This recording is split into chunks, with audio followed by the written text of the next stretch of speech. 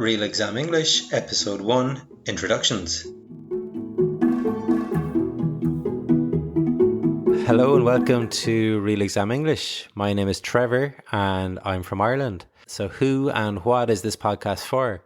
Well, it's primarily aimed at upper intermediate or advanced English speakers, and particularly at students preparing for their B2, C1, C2 or IELTS exams.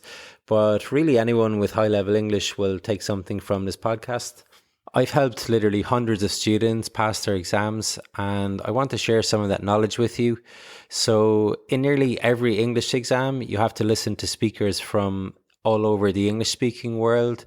So here on Real Exam English, we ask questions from previous exam papers to native English speakers and then analyze their answers to take out the best bits that you can use to get your English to that next level. Not only will listening to this podcast improve your listening, but also your vocabulary on topics such as the environment, travel, technology, and all of the usual subjects that come up in the exam. And in addition, you will pick up some useful grammar, such as conditionals, inversions, phrasal verbs, and much more. And of course, you will get some great ideas for your own answers too. So let's go ahead with the questions. This first episode is about introductions. And the first question is, where are you from? I'm from Cape Town, South Africa. Okay, and what do you do? I'm a stay-at-home mum. Just a quick word that this question, what do you do, refers to your profession and not what you do in your free time. Many times students answer with something like, I play football, or I like reading books, or something like that. Okay, which isn't correct. Okay, you need to tell the examiner what your job is, or if you're studying, what you're studying in university. What's your name? Karen. Okay, and where are you from? Detroit, Michigan. And what do you do? I am a nurse. I'm a school nurse. Okay, and what do you most enjoy about your job? I enjoy working with different people, collaborating with other disciplines, and that's the main thing, just being able to talk with people every day and try to help them solve whatever is going on with them, and just caring for people. A really nice, clear, simple answer there from Karen.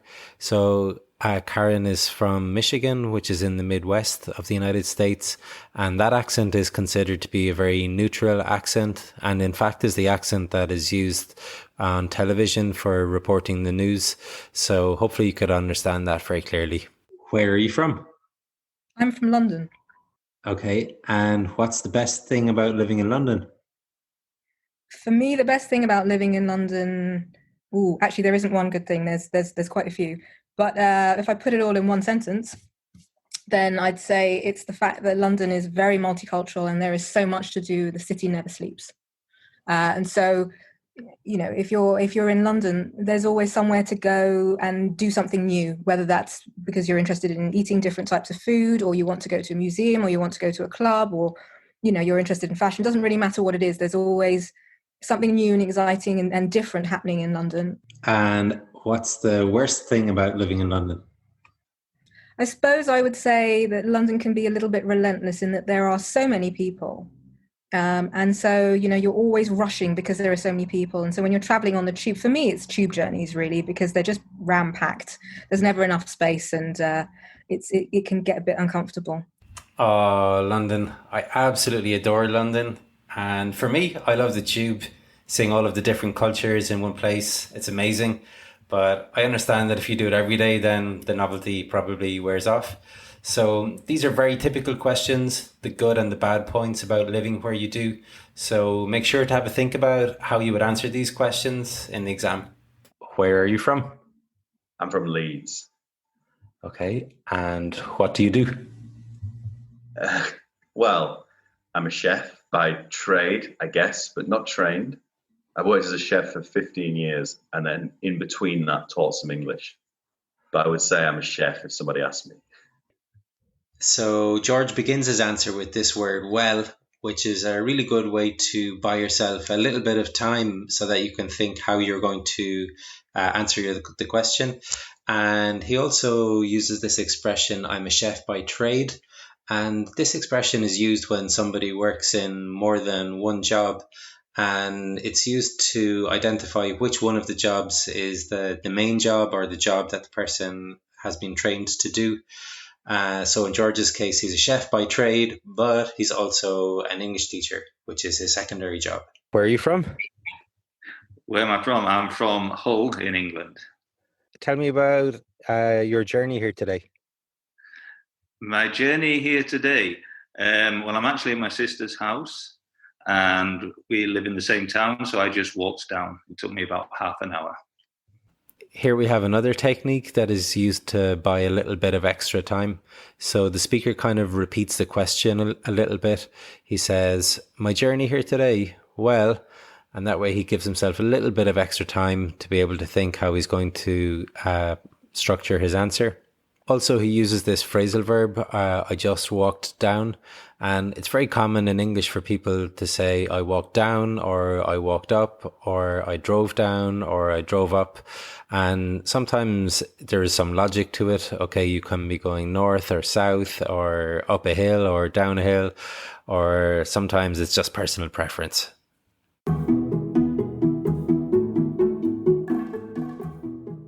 Remember, you can get the transcripts for this and every episode on the Real Exam English pages on Facebook or Instagram.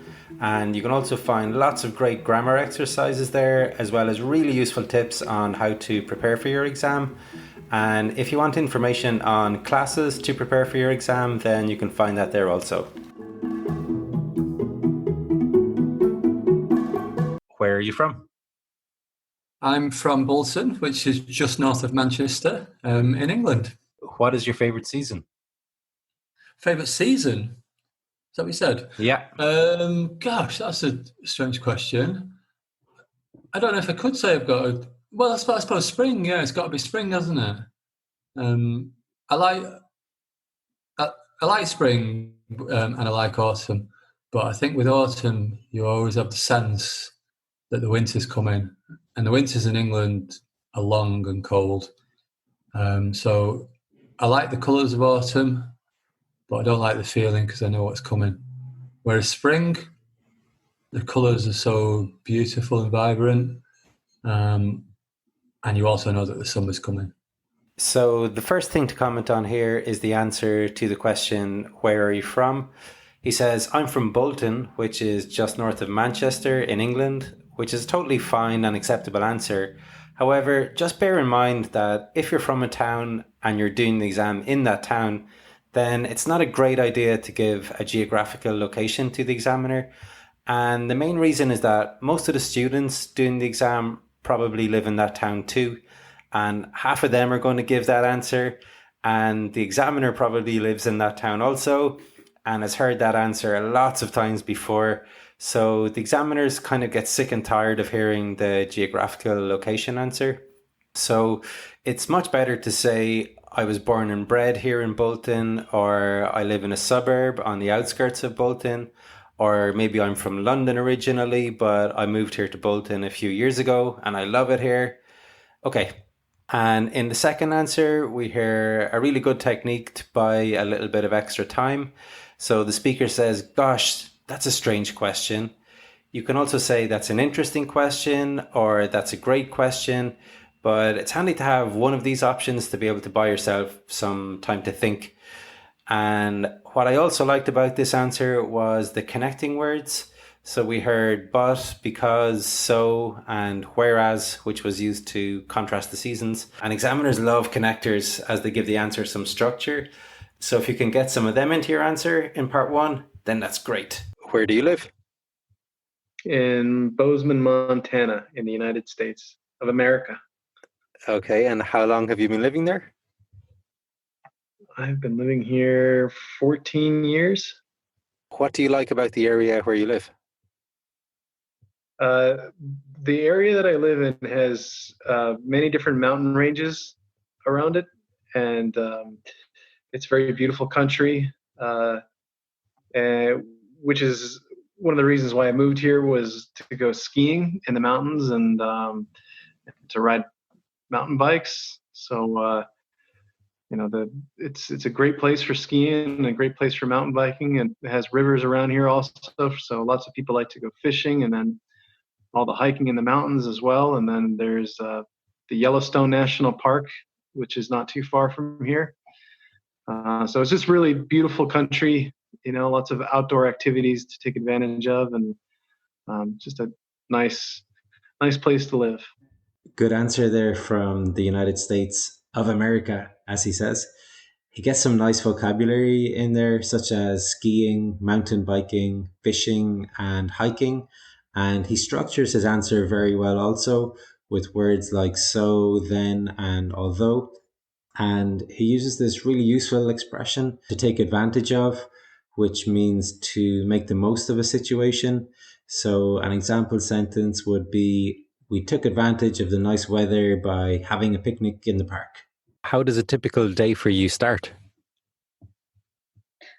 A typical day for me usually consists of getting up, stumbling around the house, looking for some coffee, drinking it, and then getting ready to go to work if I'm happen to be going to work that day, which involves getting on the London Underground, which by no means is any kind of mean feat.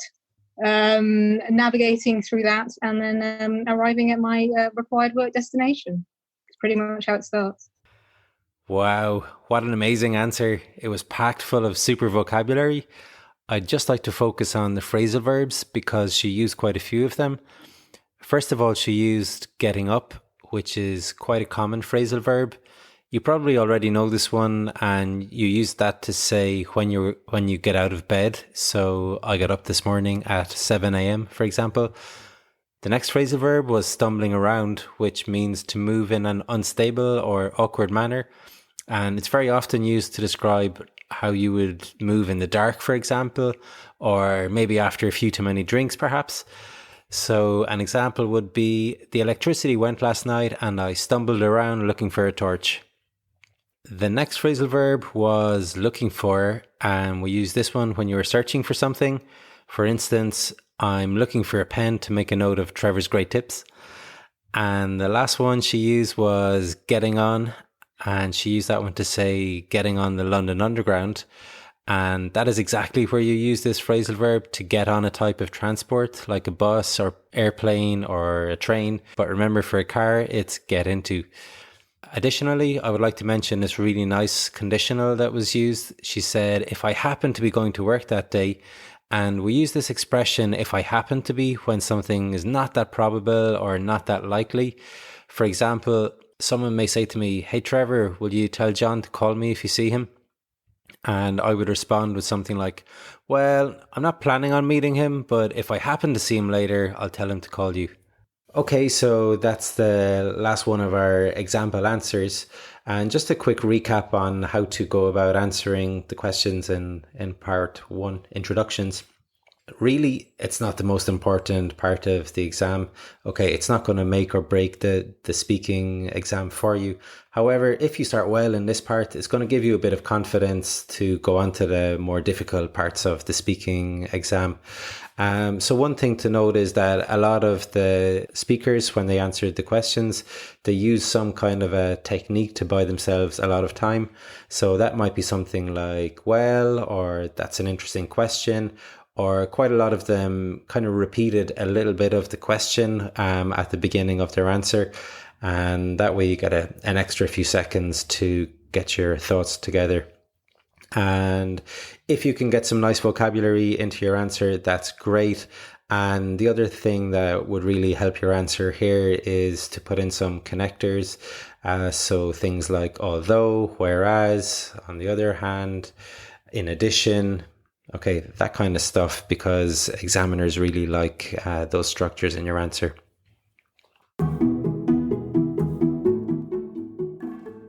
I would really appreciate it if you could like and subscribe to the podcast on iTunes, Spotify, or whatever your podcast provider is. And you can reach us on social media also. We're on Facebook, Twitter, Instagram, and YouTube. And I would really love to hear from you. So thank you very much for listening to today's episode. I hope you enjoyed it, and we'll see you next time. Bye bye.